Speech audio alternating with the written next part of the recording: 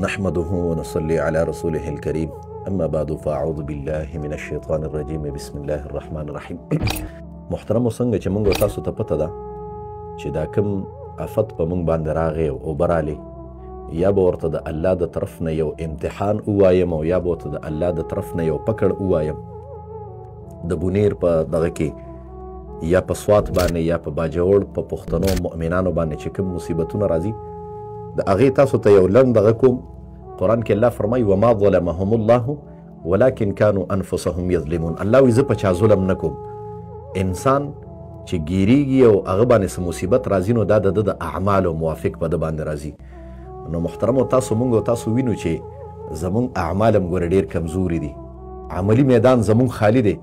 که وګورې د پښتنو معاشره یا موبایل کولوکه یا ټیک ټاک کولوکه نو اول درته فحش او بربنډه ښځه راځي او اول درته داسې راځي چې هغه په خوله باندې د ویلو نه دي او هغه د لیدو هم نه دي، د کتو شان هم ورته نشته. موږ بیا ګیلې کوو چېرې پلانکي ځای کې سیلاب راغی او ډنګري ځای کې سیلاب راغی. ها راځي به مصیبتونه به راباندې راځي.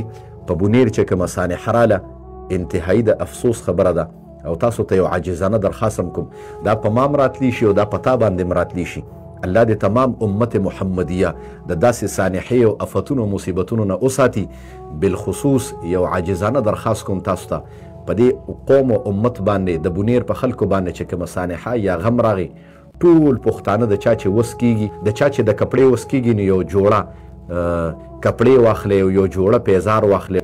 د چا وس کیږي چیرې جي زه د چاته دیوالونه ونړېدل وګوره خلک داسې بېګر او بېدره ناست دي. نو محترمو که دې وس کیږي چې چاته یو دیوال والی شي د چا په کور کې انګړ جوړولی شي نو د مؤمن د خیر دپاره کار وکړه او هغې خلکو د بونیر سره منډه او مرسته او امداد چې په هر لحاظ او په هر حیثیت سره ته اخلاص او امداد کولی شي نو اخلاص او امداد ورسره وکړه. الله دې د هغه متاثرینو غیبي امداد وکړي که نور څه نو آمین ووایه تاسو ټول.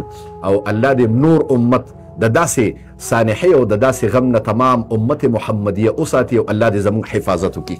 اقول قولي هذا استغفر الله لي ولكم فاستغفروه.